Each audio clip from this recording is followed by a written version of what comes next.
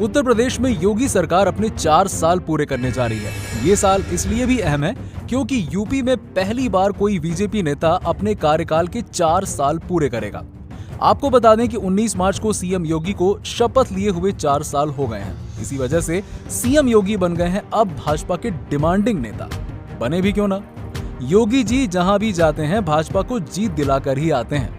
CM बनने से पहले योगी आदित्यनाथ की छवि एक कट्टर हिंदू नेता के रूप में थी और अपने इन्हीं बयानों की वजह से वो काफी चर्चा में भी रहते हैं। सीएम योगी ने होली पर जुम्मे की नमाज का वक्त आगे बढ़ाने की बात कही है।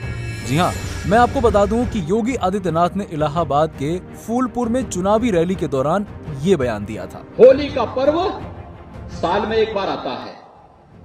होली का पर्व मनाया जाए, कैसे मनाया जाए?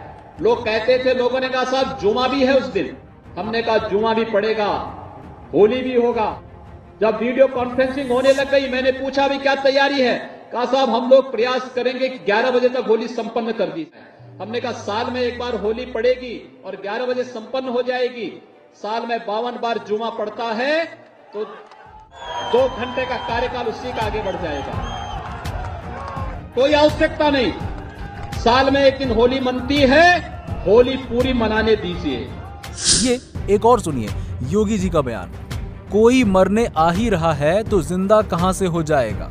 योगी आदित्यनाथ ने बजट सत्र के दौरान 19 फरवरी 2020 को सदन में नागरिकता संशोधन कानून को लेकर लखनऊ में हुई हिंसा और उसमें मारे गए प्रदर्शनकारियों पर अपने ही अंदाज में विपक्ष पर हमला बोला था। जो 19 और 20 दिसंबर को हिंसा हुई, पुलिस और प्रशासन के कार्यों की तारीफ की जानी चाहिए कि उत्तर प्रदेश में दंगा नहीं हुआ, एक भी दंगा नहीं हुआ।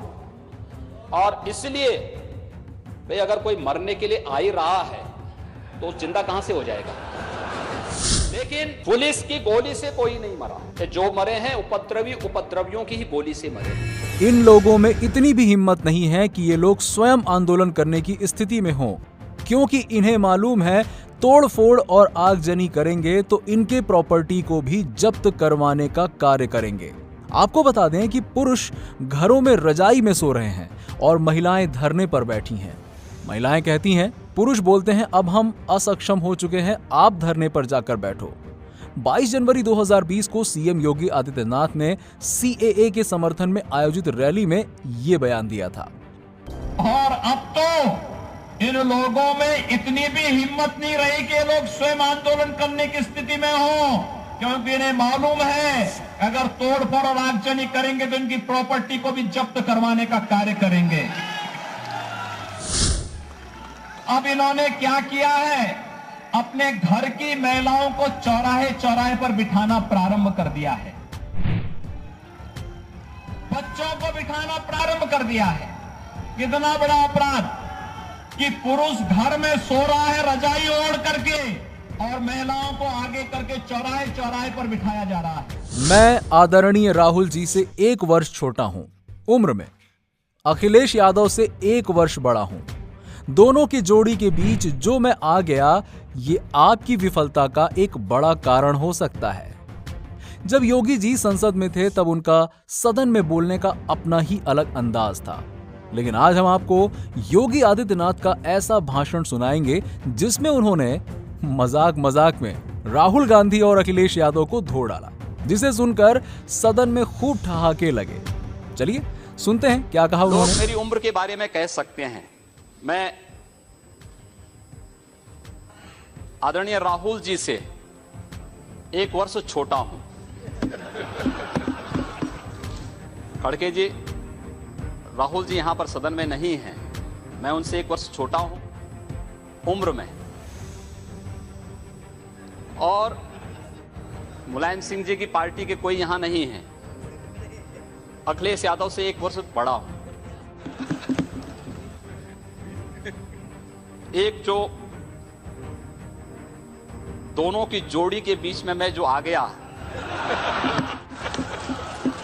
मुझे लगता है कि यह आपकी विफलता का एक बड़ा कारण हो सकता है। मैं एक हिंदू हूं और हर एक को अपने अपने आस्था को, अपने अपने श्रद्धा को व्यक्त करने का पूरा अधिकार है। धार्मिक स्वतंत्रता का अधिकार भारत के अंदर सबको है। मुझे लगता है वो अधिकार मुझे भी है। सीएम आदित्यनाथ का मानना है कि वो हिंदू हैं, इसीलिए वो ईद नहीं मना सकते। वो सिर्फ दिवाली और होली मनाते हैं। योगी जी मथुरा के बनारस में होली मनाने गए थे। यहाँ उनसे पूछा गया कि योगी जी दिवाली अयोध्या में मनाई, होली ब्रज में मना रहे हैं, ईद कहाँ मनाएंगे? इस पर योगी जी ने कुछ ऐसा बयान दिया। हमने दिवाली अयोध्या में मनाई, होली ब्रज में मना रहे हैं, ईद कहाँ मनाएंगे? देखिए, मैं एक हिंदू हूँ और हर एक को अपनी अपनी आस्था को और अपनी अपनी श्रद्धा को व्यक्त करने का पूरा अधिकार है। पिछले 11 महीने के अंदर हम लोगों ने न किसी को ईद मनाने के लिए रोका है, न किसी को क्रिसमस मनाने से रोका है।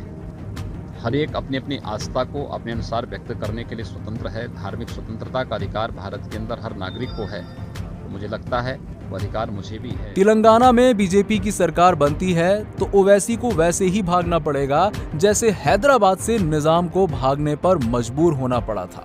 बीजेपी प्रत्याशी के चुनाव प्रचार के लिए यूपी के मुख्यमंत्री पहुंचे हैं ओवैसी के गढ़ में, और वहां जाकर सीधे ये बयान दे डाला कि बीजेपी की सरकार आती है यहाँ पर तो उनको भागना पड़ेगा। आप खुद ही देख लीजिए योगी जी ने क्या बयान दिया। भारतीय जनता पार्टी की सरकार बनती है, ओबीसी को यहाँ से वैसे ही भागना पड़ेगा जैसे हैदराबाद से निजाम को भागने के लिए मजबूर होना पड़ा। दोस्तों, ऐसे ही और भी वीडियोस के लिए जल्दी से हमारे चैनल को सब्सक्राइब कर लीजिए और साथ में बेल आइकन को भी दबा दें ताकि आपको नोटिफिकेशन सबसे पहले मिले। अगर वीडियो अच्छा लगा हो तो इसे लाइक कीजिए, शेयर जरूर करिए और कमेंट करके बताइए कि आप क्या सोचते हैं सीएम योगी आदित्यनाथ के बारे में। Thanks for watching.